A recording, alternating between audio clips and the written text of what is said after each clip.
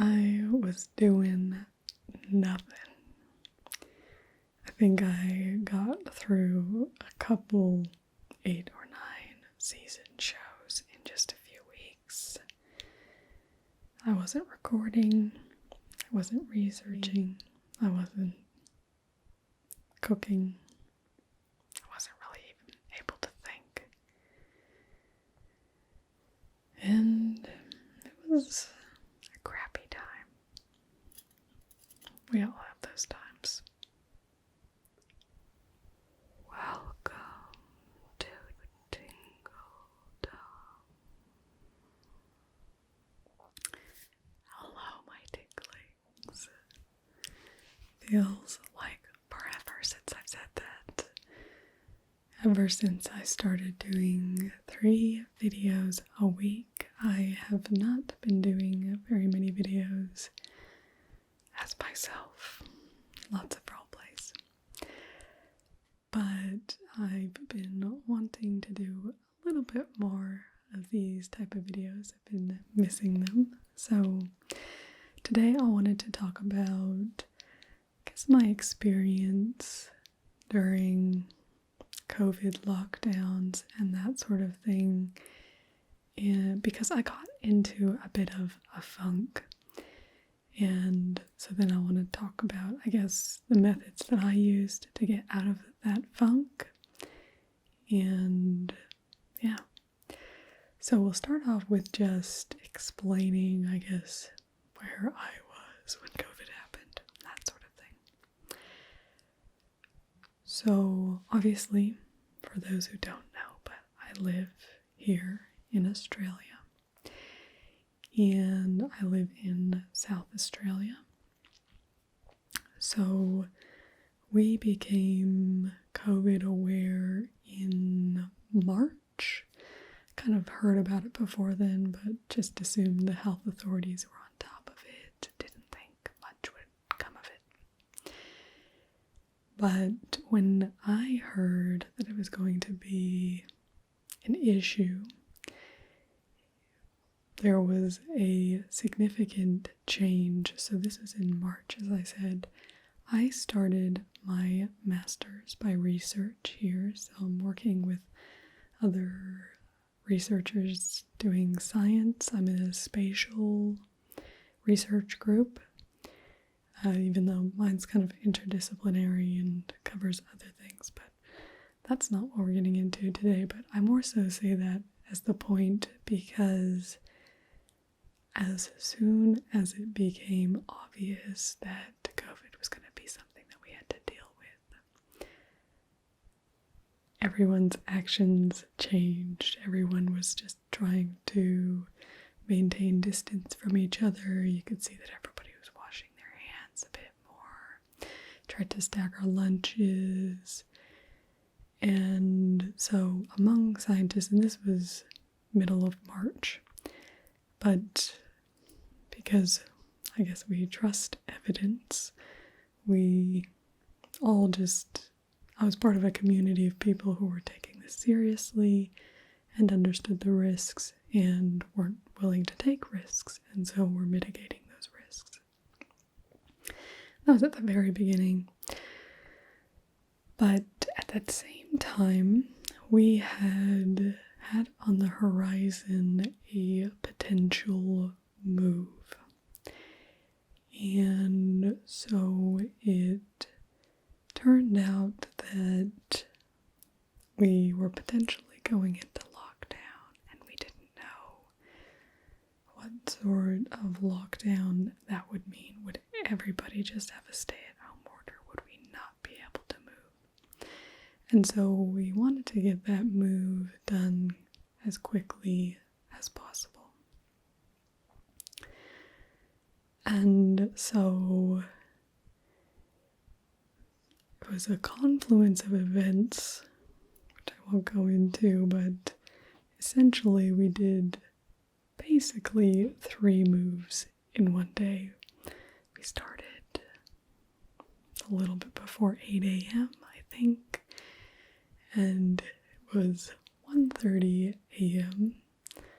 this was on a Friday, so it was on 1:30 a.m. on the Saturday that we finally cleared a space for Jill Brookie to be able to come here, and we got him set up in the new house.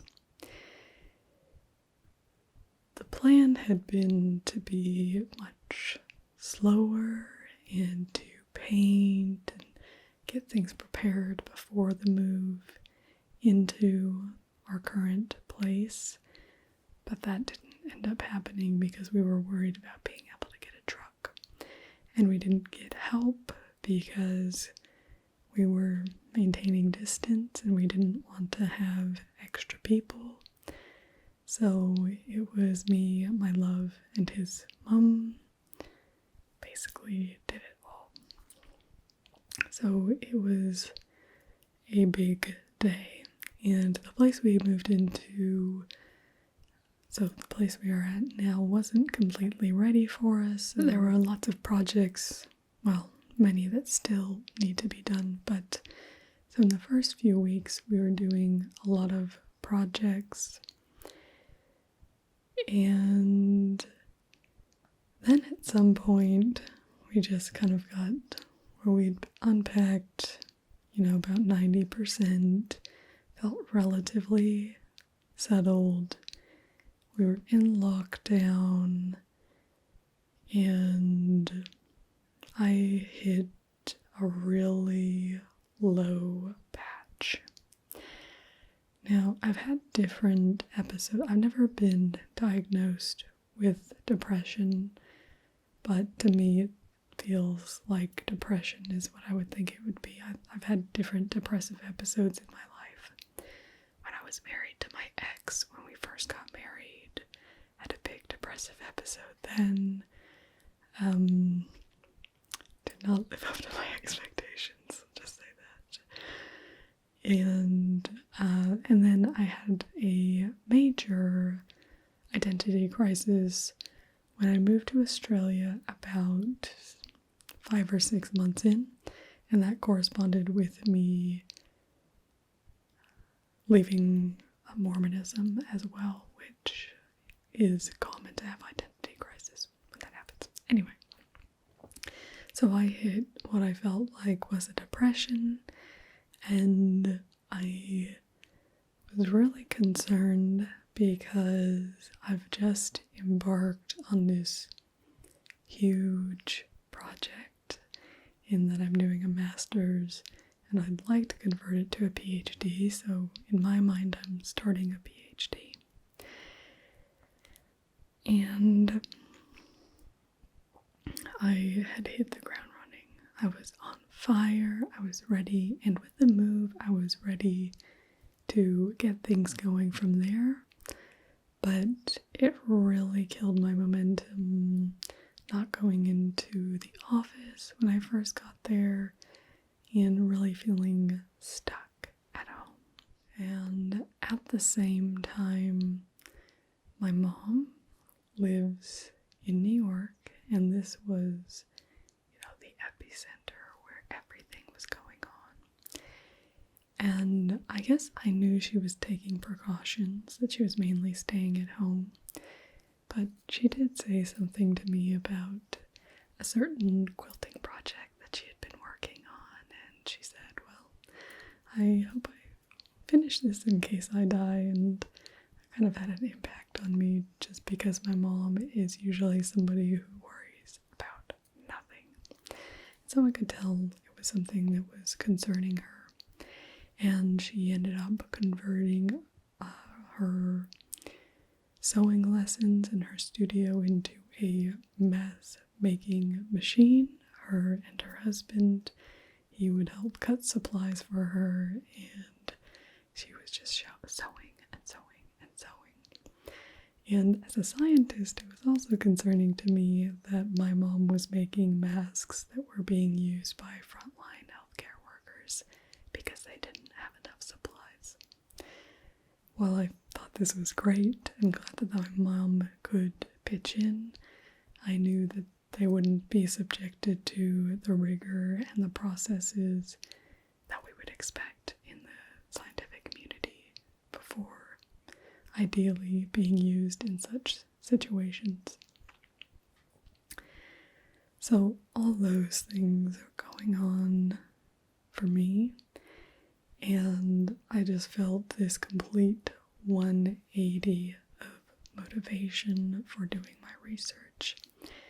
And I had started off with a really ambitious goal to publish my literature review. So in the first 6 months of a research degree, you basically are just reading and reading lots of literature to become an expert in the field by learning what everyone else has published in the field. And you have to submit a research proposal to your school in regards to how the literature then shows a gap that you're going to fill, essentially. And I had planned to do a systematic review, which means instead of just plucking things at random, you go through a rigorous set of criteria, and then you follow forwards and backwards on all of these papers. And I was wonderful. I was happy with it. I was great with it. But then that 180. So I've kind of had to move that to the back burner, which is one of my strategies, I guess, for dealing with it, is if the project is now too ambitious for your current state, you have to sometimes leave it for later. But so I chatted with my supervisor about this. I was telling him I'm not doing anything. I don't feel any motivation. And it's not just I don't feel motivation, it's that I don't even feel capable of thought. I was trying to think of meals that I like to make, and I couldn't think of any meals that I make. And it was just all this instability. It felt like the world had changed, my surroundings had changed, and then, my potential parent being on this earth felt in doubt as well. And so I felt really unstable, and so I was very shut down. Fortunately, my supervisor is super supportive, and he said, if you don't do anything, then you don't do anything. And I also got support through the university counseling service. I've been wanting for a long time to get a therapist because my love has personality disorders that he's dealing with.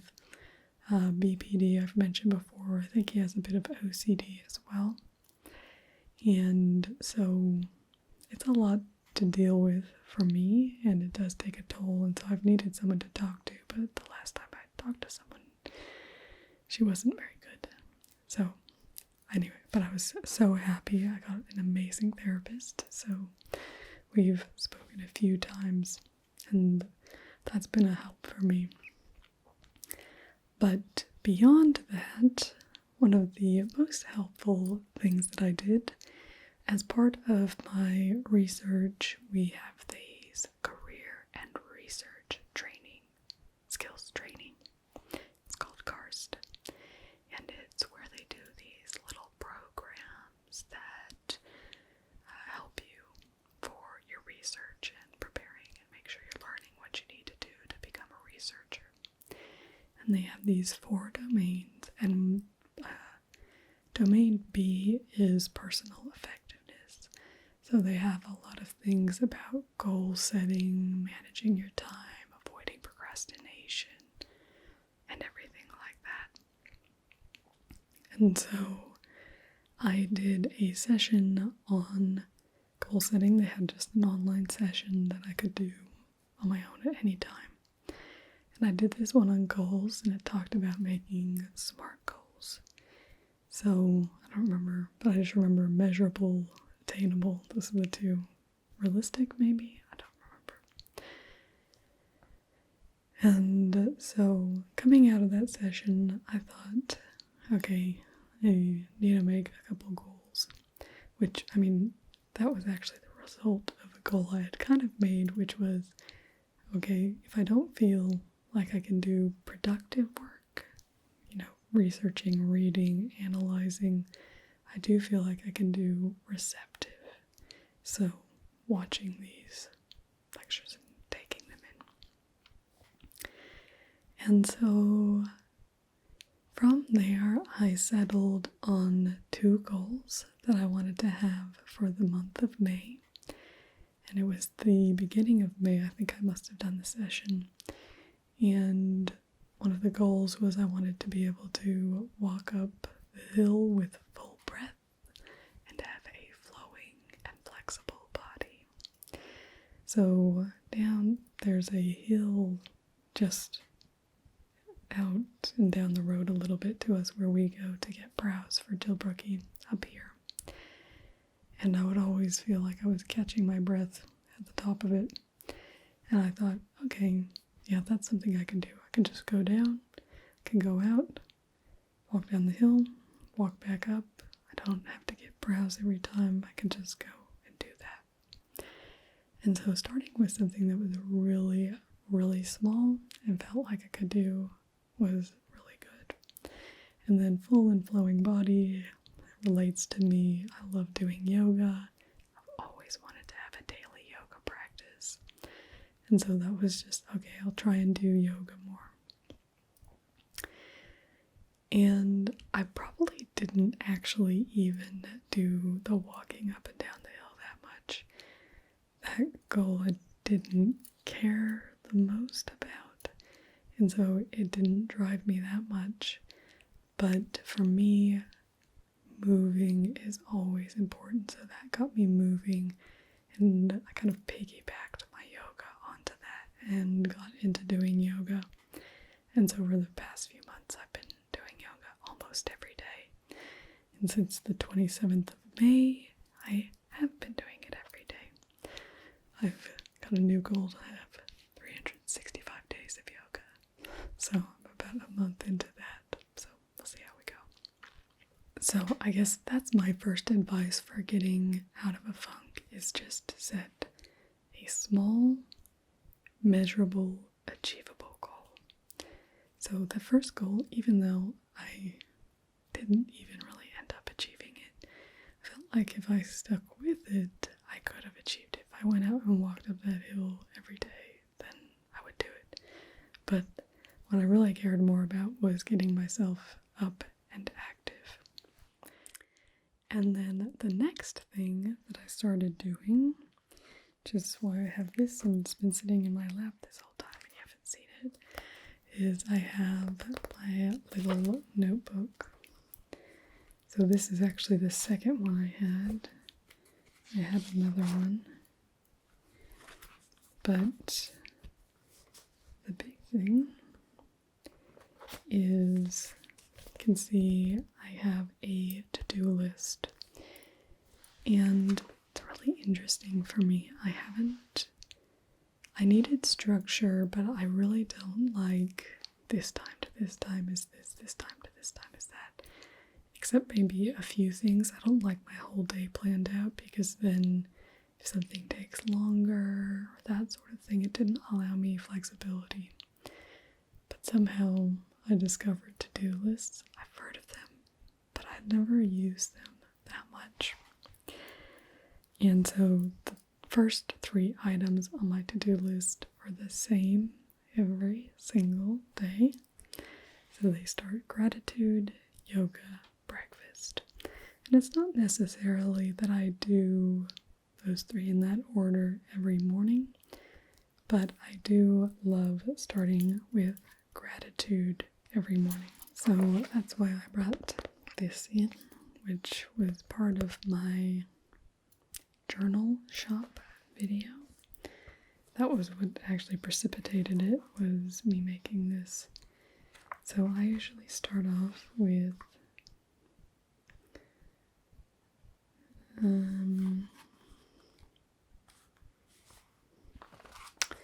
so I'll just put in the date. We can see 14th of June, 2019, Friday. Then I just write I'm grateful for, and I usually aim for 5. You can see here we got to 4 and I must have gotten off on something else. But so 63 families. I got a lot of tip tourists done yesterday, and they really are quite diverse. So it would have been when I was working on my insect collection. Number 2, my research paper being relatively done besides the introduction. Means I'll definitely get that one in on time. Yep, and 3, a crow's win. We're really not looking that good at home. I really wonder if we have a game plan preparing for the G.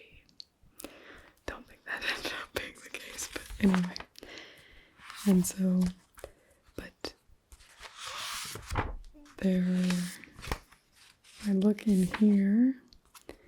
So we have the 30th of July, 2nd of August, the 5th of August, 9th of August. Then we go to the 1st of May. So went a long time without writing in my gratitude journal. And the real power that I find with doing a gratitude practice every day is, rather than just thinking, oh, my love, or Jill Brookie, or the sunshine, or that sort of thing, really makes me have to focus on the positive aspects that make this day different from any other day. And so it makes your life feel very rich and varied. And I think being on lockdown and in my house all the time made me need to feel that more. And it's funny to me now because now I've kind of been dreading opening back up and having to go back out because I've found a rhythm that I'm really, really happy with. But, it's good to see people too and be able to interact face to face. Very lucky here. We have not had any new cases. We don't have any active cases. We haven't had any new cases, I think, in a few weeks. And all of those that were active were in quarantine. Nobody else caught it. We don't have community transmission. So for me, I feel a bit of dumb luck. I am an American. I could just have easily been back in the United States, where, from my perspective, I don't know if I would want to leave the house in 6 weeks, 6 months. But, that's my dad and my sister usually, so my dad lives in Vegas, and he usually has my nieces and nephew down during the summer. But because, he has had heart surgery and that sort of thing, so it's a high risk, so it's not worth it. And they've decided that they're not going to see him this summer, basically. So, I could be in those circumstances, but I feel very lucky to be where I'm at. But to summarize, the 3 things that got me out of a funk were get moving any way I can, and just with a really small goal, something that would take maybe 2 minutes, something like that. Really, it gets the momentum going. Gratitude and to-do lists. They're amazing. And then I was just going to show you some of the other things, so this notebook I use for everything.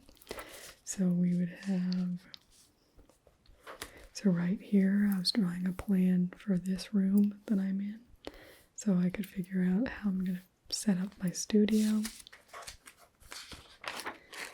And then I'll have a brainstorming on the methods that I can use for my research, or drawing my Edwina Mortensen sleeve, saying this is what I'm going to get done. So I did finally finish that on the 26th of May, which is good because I needed the video to come out in the first week of June.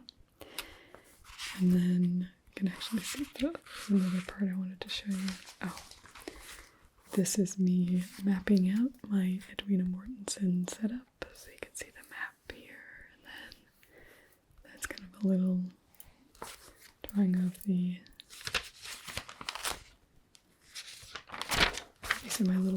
swatches of body shapes. I was preparing my little body shape diagram. There's the next iteration. There's about 5 iterations of that before we got to the final one. I've actually, and then here we go, me practicing my queen flyby signature for my certificates, which if you do want a certificate, as I said, 1st of August, they're going to go up to a much higher tier, so get them while they're at $5 of a pledge. So check out my Patreon for that. And is there anything else I want to show you? One of my goals that I haven't actually done anything with. Oh, this is like a little drawing. I wanted to do a little edible garden ASL video, and so I have these like rainbow fruit trees and bushes, but I don't know any of the signs, so I have to look them up, which is why I haven't done that one yet. These are my little notes when I was tutoring a student about, they're doing a project on guitar, and so we were talking about frequency versus amplitude. Anyway, I don't think there's anything else in here, so I just thought I'd show it to you. Oh, but this I did. You saw the New Jersey on the front, so I put this on the cover. It's a printout. It's a replica of the map that I have in my 1925 atlas of New Jersey. Because it's this orientation, I thought I would use it. And then I put a haunted house on another notebook. But my love then wanted a notebook, so it's gone to him. So my next notebook, I don't know what will go on the cover, but that'll happen soon because I'm 160 of 200 pages, so. But as I said, I just put everything in there as my to-do list, my research, my video planning. I have stuff about my Delaware video, my Pennsylvania video, which will be coming up, and yeah. I just love chatting with you guys. And so I'm in a lot better place now, and I'm really happy about that. Yeah, but I wanted, I guess, to let you guys know, because a lot of when you see me here is when I'm doing well, obviously. And so I just wanted to share that I've had my dark patches, and I guess what I do to deal with that. So I hope it was helpful or interesting.